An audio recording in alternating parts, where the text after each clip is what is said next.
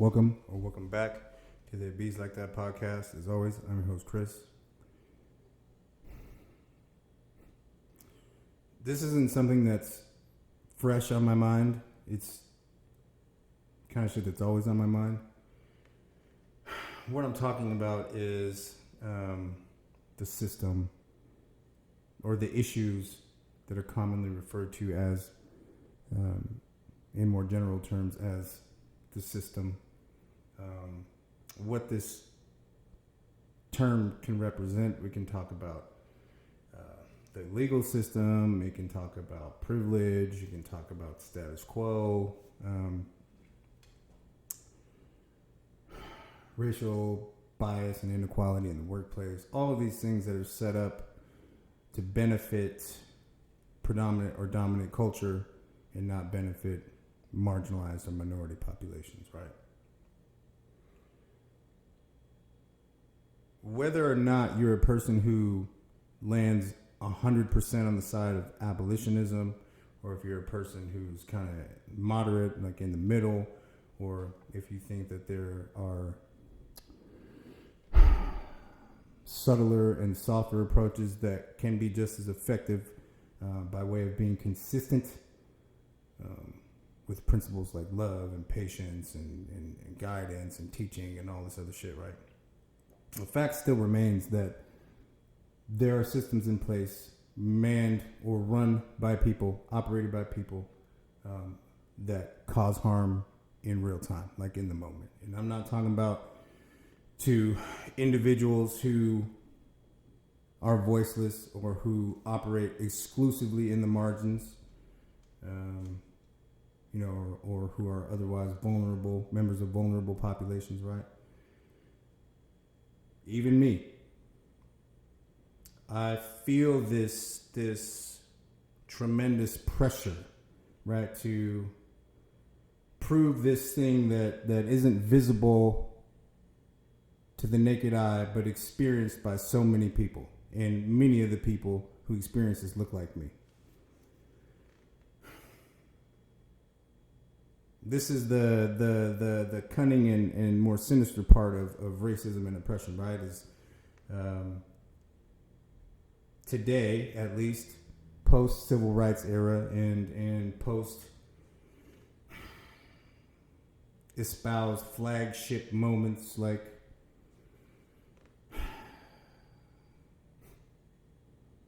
the anti-lynching bill that was passed. I don't know how long that fucking took, but and other executive orders that protect other marginalized or vulnerable populations of people. These things are used as distractionary proof, I like to say, right? So if someone like me raises the alarm about racism or oppression, or that I in real time am experiencing any of these things, well, these are go-to items that people reliably can count on, at least drumming up some doubt and question about my assertion that I'm experiencing racism or oppression, right? That in itself is really frustrating, right?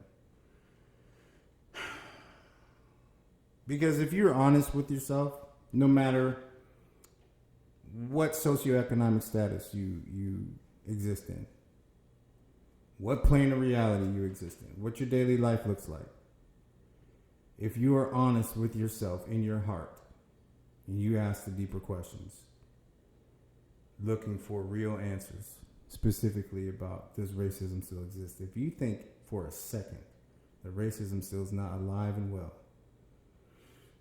like you honestly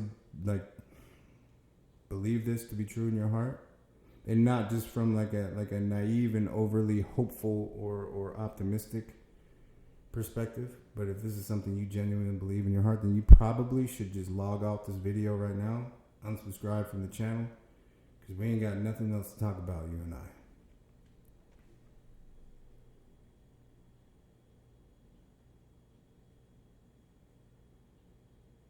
Now, as a person who my entire life I grew up in a community where there was literally a handful of us that looked alike and the rest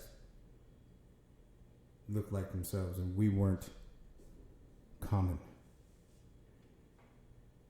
What was common was the practice to let us know how uncommon we were and what our perceived place should be by dominant culture. Just reminders, of who we were and what our station is, and other things that, like, as a kid, we can't really control, like my dad's drug addiction. Like, I didn't have a lot of control over that. Didn't have a lot of control over the things that happened in my house. Couldn't control that. One of the ways that my dad got money to feed his habit was he would get up early. And then the one thing I can say about this before I continue with this is, at least he was doing this. Like, my dad was a rare crackhead. He was doing this instead of out victimizing people. But my dad would get up and he would do two things most days. He'd go out and mow lawns, charge $5 a lawn, which is wild and crazy highway robbery. Some of these lawns he was doing were huge. And he would then, depending on what his day looked like, how it was structured, he would dumpster dive for aluminum cans. Now, he went after these two pursuits with tenacity and some fervor. For real. Because it wasn't like he always had what he needed, as far as that his solution goes. But as a kid, like, this stuff was embarrassing for me because the community saw my dad do this stuff. And not just the one that we lived in, like, kids from neighboring communities would see my dad do this stuff. So I couldn't live this stuff down in public, at school, all the stuff. Anyway, I say that to say I understand fully and am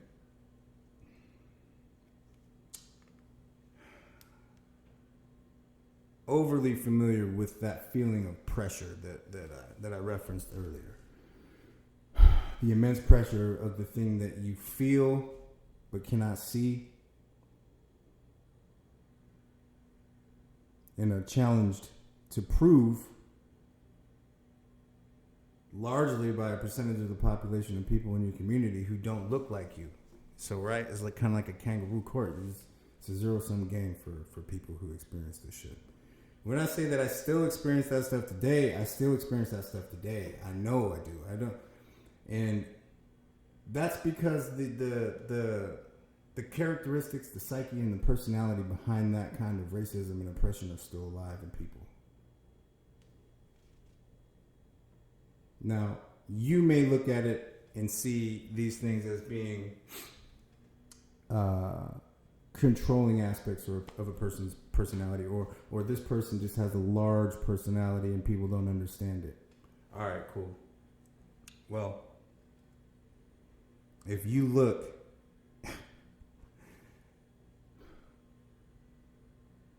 let me skip over that. I'm gonna come back to that later. I just really want to drive home the point that these things still happen. They're alive and well. I experienced them, and along with the other things that I'm passionate about, this is one of them. Now, where I land on the spectrum of this side of 0 to full 100% sand abolitionism, I don't know. I'm probably like closer to the high end of the moderate side, edging ever closer to the 100% side.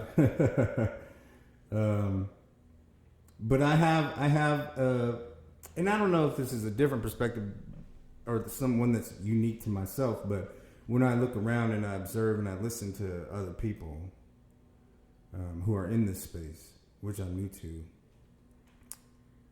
I don't hear a lot of this talk. I hear a lot of the larger structural changes that need to take place,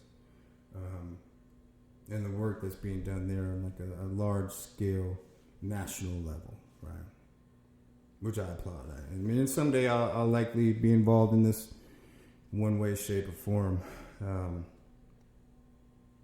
However, in the interim, where I'm going with this is in the interim, there are the softer, more vulnerable bits that can be plucked out, chewed on, and otherwise destroyed, right? What the fuck am I talking about? Are you a vulture or something? No, what I'm talking about are the gatekeepers and the people who have otherwise operated in these positions of perceived authority, or maybe they got a degree of power, but they've operated with impunity, right? With low visibility, largely able to do whatever the fuck they want, step on whoever they want, because they control the narrative. If you're the only person around, then it's not a big deal to, and especially in certain spaces, right? Because this is such a peculiar thing. It's like there's such a divide, right? Like between the system and the arbiters of truth and like the truth warriors on this side. Like it's kind of like a badge of honor, like to try to get one of us canceled. You know what I'm saying? Like especially if it's coming from the ops. You know, the Matrix is sending out to you, no tape, is sending out to you, you know, narratives that describe your disposition as adversarial or difficult or combative, non-communicative, whatever.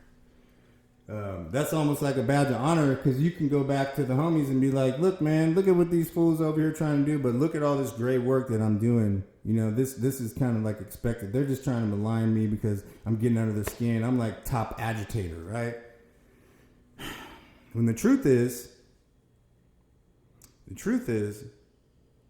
you've been doing a lot of fuck shit for a long time and no one's looked hard enough at it and no one's paid enough attention. I just so happen to be a person who, an element of my disposition is I like to slice at the Achilles of these softer bits of the system. Like take out the journeyman. Take out these journeyman gatekeepers who will always be local. They're always, you know what I'm saying? They're really not. And this is one thing that I do take a bit of solace in is they are relegated to small theaters of operation, right? And the reason for that is because they cannot risk outside of the occasional deviation from the norm, the exposure, right? They cannot because it sooner or later, statistically, it's going to be certain that you're going to run into more and more people who are like me, who just walking into a room disturb your whole little weird, disingenuous vibe.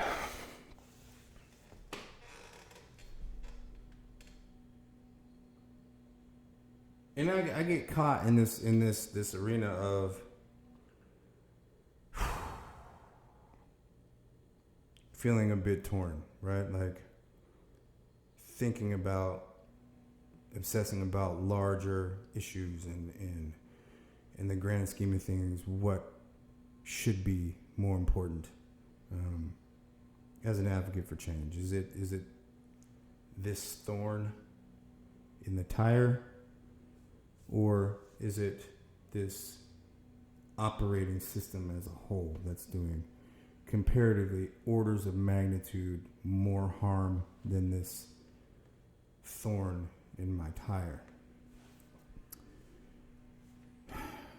What I continue to come back to is, and what I guess I'm unpacking a little bit with y'all right now in real time, is that I can't, and I feel good about this element of my personality or my conscience. I can't in good conscience intentionally step over, right, and just accept that part of this as like collateral damage, to leave in place these journeyman gatekeepers who have, like I say, been behaving in these ways that harm people for however long with absolute impunity. controlling narratives, steering things, and just like this over manipulation of shit that is just crazy. In that pressure again, I feel like